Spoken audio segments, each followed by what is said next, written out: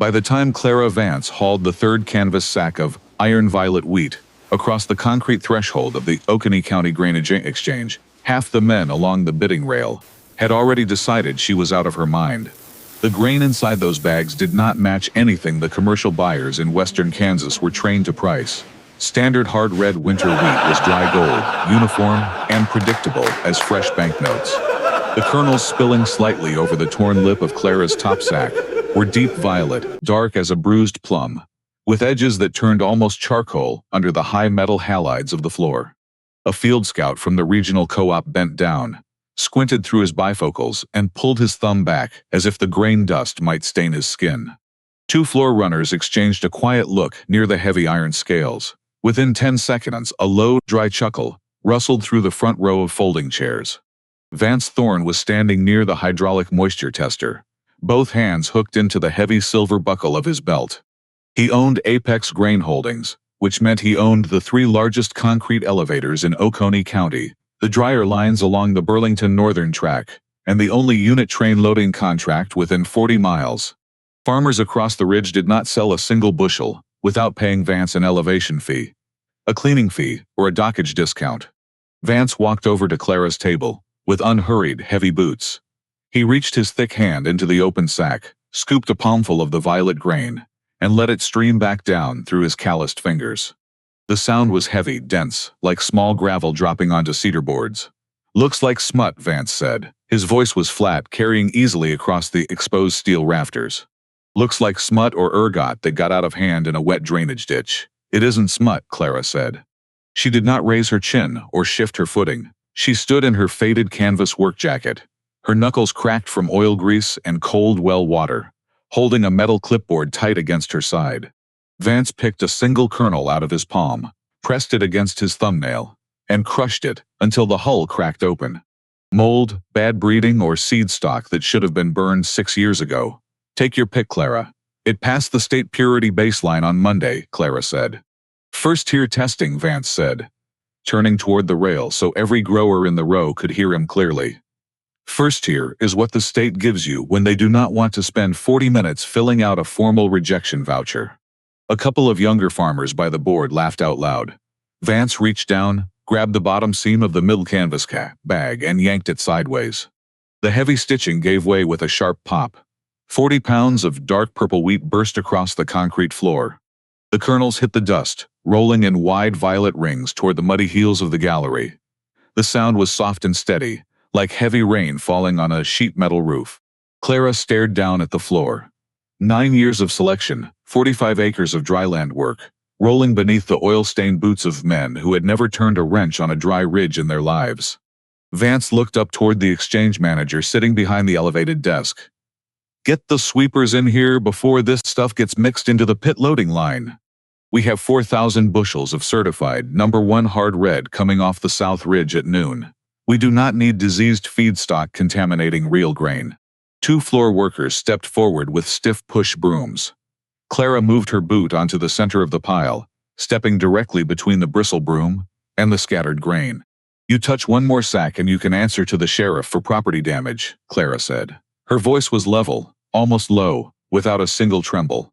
Vance smiled, his eyes narrowing into thin creases.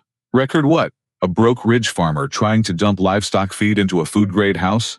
He reached into his back pocket, pulled out a worn leather billfold, slid a crisp $5 bill from the clip, and tossed it onto the wooden tabletop. "There," Vance said. "I will buy the whole 40-sack lot for $5. Saves you the haulback fee to Lish Creek." The floor erupted in laughter. A young man, near the board, pulled out his phone, holding it up to film Clara standing over the purple spill. 2 others took photos of the dark grain, streaked with white chalk dust on the floor. Hit that like button. Drop your city in the comments. I want to know where you're watching from tonight. Now let's begin. No one on the auction floor noticed when the heavy double doors at the side dock swung open. Cold air swept through the heated room, bringing the smell of diesel and damp gravel. 3 people walked onto the concrete apron. They were not wearing mud-stained duck coats or trucker caps. They wore tailored wool coats with the discreet crest of Aegis Heritage Foods stitched onto the left lapel. The man in the center carried an aluminum briefcase with heavy steel latches. The woman walking ahead of him, did not look at the bidding rail. She did not glance at Vance Thorne, who was still holding his hands on his silver belt buckle. She walked directly to Clara's table, stopped 2 feet from the purple pool on the floor, and looked down at the dark, dense kernels. "Before anyone moves a broom or opens a disposal pit," the woman said, her voice cutting through the noise of the room like a cold blade, "we need one answer for our legal department." The laughter along the rail died down, sentence by sentence, until only the hum of the overhead lights remained. "Who owns the registered breeding records and diagenetic rights to this seed stock?" the woman asked. 10 months before she stood on the oil-stained concrete of the exchange floor, Clara sat at the zinc-topped table in her kitchen, with a red-stamped bank notice in her right hand and a lukewarm mug of black coffee in her left. Outside the salt-streaked glass, a dry prairie wind pushed sheets of topsoil across the yard in thin, flickering brown curtains. It had not rained enough to fill the creek bed since late April, and the winter wheat on the north slope was already turning brittle and pale weeks ahead of schedule. Her father, Thomas, sat across from her with his arms resting heavily on his lap. A heavy farm accident 3 years prior had left his spine fused and his left leg weak. He could still walk with a slow, grinding limp, but the days when he could climb into the cab of a combine or pull a damaged drive belt under a July sun were long gone. The land had defined every year of his life. Now every acre of it rested squarely on Clara's shoulders. "What is the date on that letter?" Thomas asked. His voice was dry, like corn husks rustling in a barn aisle. Clara folded the paper twice, smoothing the crease with her thumb before the red ink could meet his eyes. "Nothing we haven't been expecting, Dad. The tractor line? Due on the 15th of September. Thomas looked out toward the dusty yard where an old wind pump rattled against its steel frame. "And the operating credit? They will renew it," Clara said quietly, "if we can show them a signed buyer contract for the fall crop." They both knew what that sentence meant. In Oconee County, showing a signed contract meant going to Apex Grain Holdings. It meant sitting in Vance Thorne's carpeted front office, signing over 3/4 of the crop's projected value just to secure rail access, and accepting whatever dockage rate Vance decided to charge for elevation. Thomas tapped his thick fingers against the zinc table. "Vance stopped his truck by the mailbox yesterday afternoon." Clara looked up, her jaw tightening. "What did he want?" "To offer a way out," Thomas said. A way out meant Vance buying the 80 acres of Lish Creek bottomland for 40 cents on the dollar, just enough to clear the bank debt and leave Thomas with 6 months of free rent in the farmhouse before he had to move into town. Clara's grandmother had buried 3 children on the ridge behind the barn. Thomas had cleared the river rocks from the west field by hand when he was 19. Clara did not look at the envelope Thomas had set on the counter. She picked it up, tore it into 4 neat squares, and dropped them into the cast iron stove under the kettle. "He knows we are backed into a corner," Clara said. "He thinks because we are quiet, we are finished." "I am tired, Clara," her father whispered, staring at his boots. "I know," Clara said. "So am I, but I am not tired enough to hand him the keys." That afternoon, Clara walked to the small equipment shed standing behind the old oak barn. The cedar roof sagged heavily over the west wall, and the double oak doors never closed flush. In winter, frost crept through every gap between the weathered boards, coating the dirt floor in white dust. At the far back of the shed stood an old steel flower cabinet with rusted brass handles. Inside was not motor oil or spare shear pins, but dozens of sealed glass jars, cloth sacks, paper envelopes, and hand-bound notebooks. The collection had not started with Thomas. It had started 40 years earlier with Clara's grandmother, Maeve. During the historic drought of 1988, when 3 counties turned to dust, and every commercial crop scorched down to the roots, Maeve had noticed 3 lone wheat stalks standing upright in a dry washout behind the chicken coop. Their heads were long, heavy, and a dark bruised violet color. Maeve did not claim to have discovered a miracle. She simply liked the color, saved the kernels in an old tobacco tin, and planted a short patch beside her garden every spring. When Clara was 23, she noticed something her grandmother had missed. During an unusually hot August, while every standard yellow head around the garden burned out and turned white, those violet plants stayed green, holding their moisture deep within their dark hulls. Clara picked the strongest heads by hand. She threshed them against a pine board, saved the seed, and planted them in 3 separate test rows. Then she did it again and again. For 9 consecutive growing seasons, Clara worked those dark lines in total silence. She selected for stand strength, deep taproot expansion, drought tolerance, and color density. She kept a thick leather-bound ledger, the 1984-2012 ledger, where she recorded soil temperatures at 4 inches, morning dew points, rainfall down to the hundredth of an inch, kernel weight, and root depth. She was not a university botanist with a grant. She was a dryland farmer who checked reality before she made a conclusion. That spring, Clara took her biggest gamble. She cleaned 40 acres of her best terrace land and planted her 9th generation of seed, a stable, dense variety she named Iron Violet. The neighbors watched her old tractor pulling the drill back and forth along the ridge. At the feed store in town, men nodded quietly when she walked past. "What mill is going to buy purple flour?" one old grower had asked her, while she loaded salt blocks into her truck. "Bakeries want white bread, Clara. People want things to look normal." Clara had secured the tie-down strap without looking up. Normal is what failed 4 out of 5 farms on this ridge last year. 3 weeks after Clara rejected Vance Thorne's lowball offer on the land, a dust-covered black diesel pickup rolled slowly down the driveway at Lish Creek. Vance climbed out, his boots crunching on the dry gravel yard. He found Clara near the south terrace wall, grease on her knuckles, replacing a worn bearing on her old disc plow. "I hear you put 40 acres into that purple experiment," Vance said, leaning his hip against the tire of her tractor. "That is right," Clara said, keeping her socket wrench firmly on the bolt. "That seems like a steep risk for someone who has a bank deadline in September," Vance said, removing his sunglasses to wipe the dust from the lenses. "I will find a buyer when the grain is in the bin," Clara said. Vance smiled, a tight cold twitch at the corner of his mouth. "Apex Grain will not elevate it, not a single bushel." Clara stopped her wrench. She turned to look at him directly. "You haven't even tested the protein or test weight." "It does not fit our grading chart," Vance said flatly. "Our system is set up for hard red winter wheat. Yours is purple. That is not a class, Clara. That is a defect. My buyers pay for consistency. They do not pay me to explain why a railcar looks like someone dumped dye in the hopper." "What do you actually want, Vance?" Clara asked, her voice steady. "I want a clean transaction," Vance said. "You owe $72,000 on this property.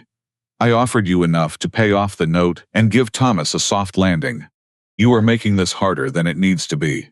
2 days later, Apex Grain Holdings sent an official registered notice to Clara's mailbox. It stated that Prairie Crown and Apex facilities would reject any deliveries of Iron Violet due to high risk of cross-varietal contamination and unverified fungal characteristics. By the end of that same week, 3 independent grain brokers along the railway had declined to take her calls. Vance's leverage reached every loader within 50 miles. The following Monday, Melissa Grant, the head loan officer at Oconee Community Bank, called Clara into her office. Melissa had gone to high school with Clara, and her eyes held genuine concern, which only made the meeting harder to swallow. "We need to see a signed purchase agreement within 30 days, Clara," Melissa said, placing a folder on her desk. "Without a buyer contract, the board cannot justify extending your line of credit." "The crop is standing tall, Melissa," Clara said. "It is the healthiest stand on the ridge." "The field isn't the problem," Melissa whispered. "The market is. Vance controls the elevators." "Then I will find a door he doesn't own," Clara said. Clara went home, walked to the tool shed, and pulled out an old hand-cranked stone grain mill her mother had used for kitchen baking. She washed 40 pounds of clean, Iron Violet seed, set the burrs tight, and turned the iron handle until her shoulders burned. The flour came out not white nor brown, but a fine, soft lavender. When mixed with water and kneaded on the zinc table, the dough deepened into a dark violet. Clara baked 3 test loaves in the cast-iron oven. The crust came out dark amber, crackling crisp under pressure. The crumb inside was dense, soft, and smelled rich, nutty, and clean. Thomas ate 2 slices without butter, nodding slowly in the quiet kitchen. The next morning, Clara set up a folding table at the Saturday farmers market in the county seat. She arranged 6 small paper bags of lavender flour alongside 2 freshly baked loaves. Most people walked past, staring at the strange color. A few stopped to point. A teenager took a photo on her phone, laughing as she typed a caption about purple bread. By noon, Clara had sold only 1 bag to an elderly woman who thought the color looked pretty for a tea cake. At 12:15, Vance Thorne walked through the market stalls. He wore his crisp denim shirt and broad-brimmed hat. He stopped in front of Clara's table, picked up a 3-pound bag of flour, and read the handwritten label out loud so the surrounding shoppers could hear. Iron Violet flour, grown and stone-milled at Lish Creek Farm. Vance pulled a $20 bill from his pocket, laid it on the table, and picked up all 5 remaining bags. For 3 seconds, Clara wondered if the man had finally found a grain of decency. Vance turned on his heel, walked 6 steps to the large green municipal trash drum near the entrance, tore open the top of each bag, and dumped all 15 pounds of lavender flour directly into the garbage. A thick cloud of purple flour dust billowed into the sunny afternoon air, settling over the rim of the can. "There," Vance said, turning back to face the crowd. "That is the only market you are ever going to find for that stuff, Clara." A few people chuckled nervously. Clara did not flinch. She reached into her metal cash box, pulled out the receipt pad, wrote out a neat bill for $20, folded it, and tucked it into the front breast pocket of her canvas jacket. 20 minutes later, a woman in a gray linen dress stopped at her table. She was Dr. Sarah Lynn, a senior agronomist from the State Agricultural Research Extension. Dr. Lynn had seen the dust cloud from across the parking lot. She did not ask why the flour was purple.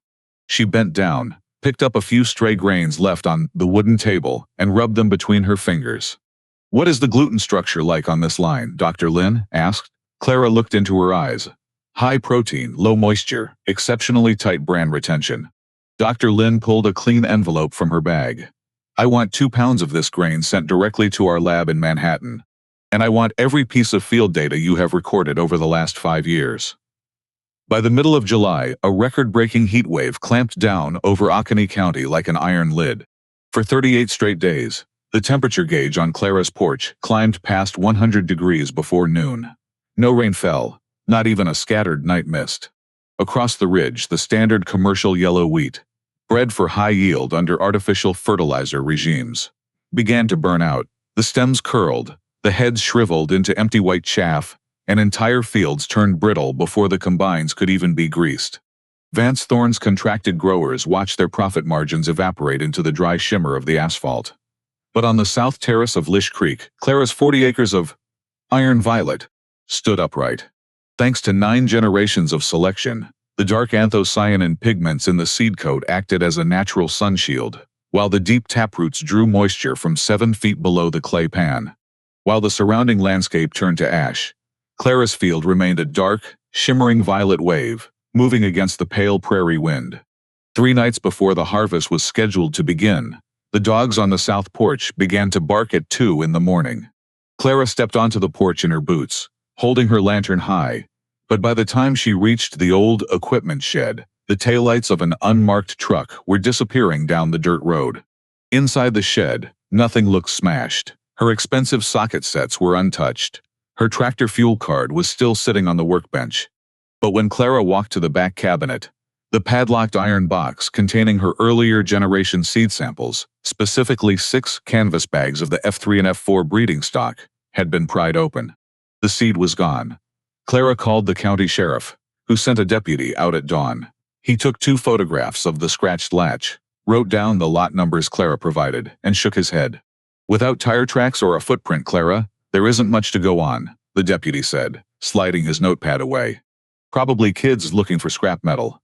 "Kids don't ignore power tools to steal 40 pounds of old grain," Clara said flatly.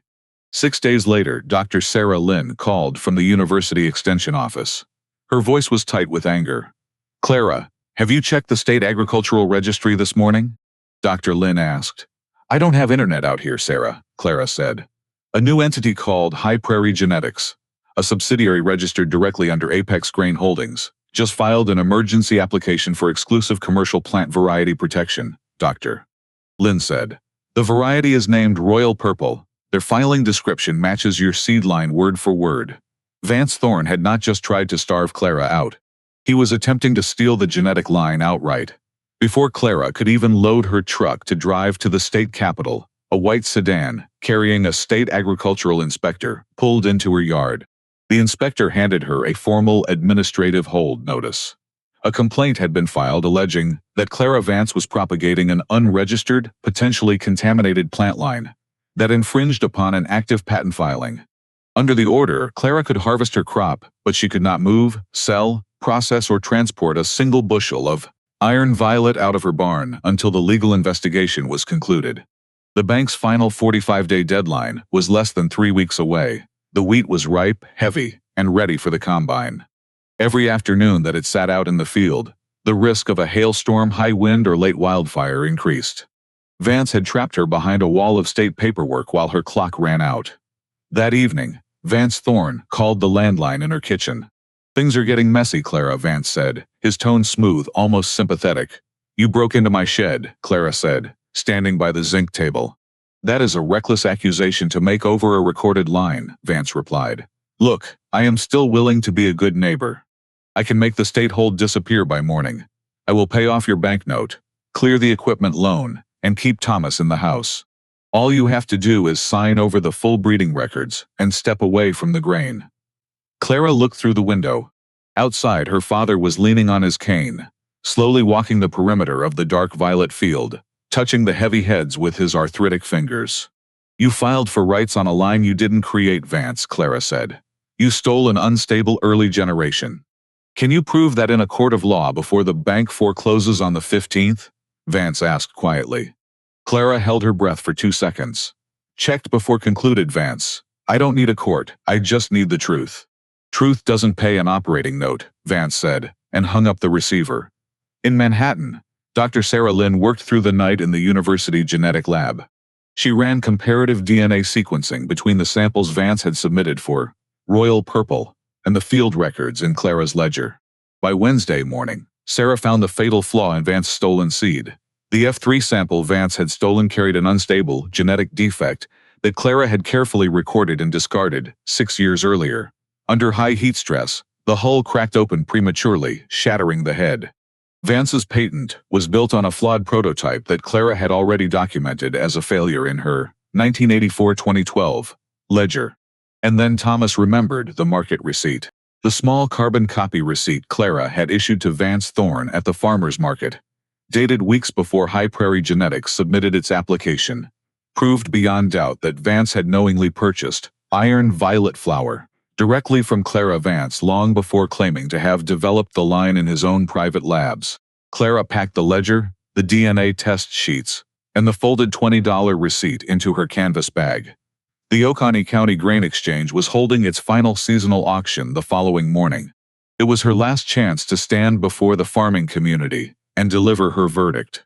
Claire Bennett, Vice President of Product Development at Aegis Heritage Foods, stood in the center of the exchange floor, holding the thick aluminum briefcase in her left hand. She did not wait for Vance Thorne to answer her question. "We've spent 6 weeks analyzing grain samples, baking profiles, and dryland yield metrics for iron violet," Claire said, her voice easily filling the silence of the room.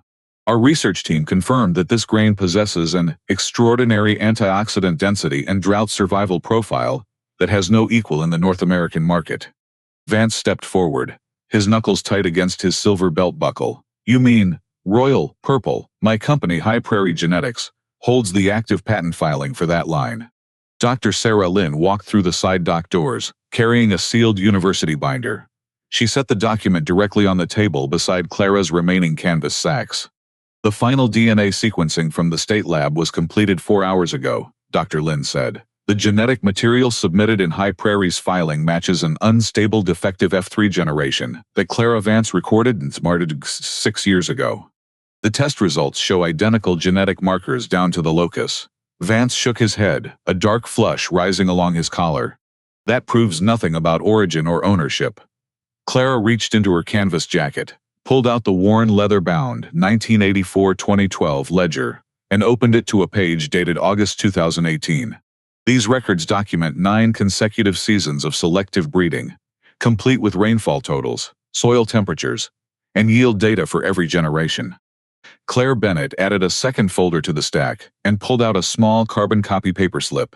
"And this dated sales receipt proves beyond any legal doubt that Vance Thorne purchased iron violet flower directly from Lish Creek Farm 3 weeks before High Prairie Genetics filed its patent application.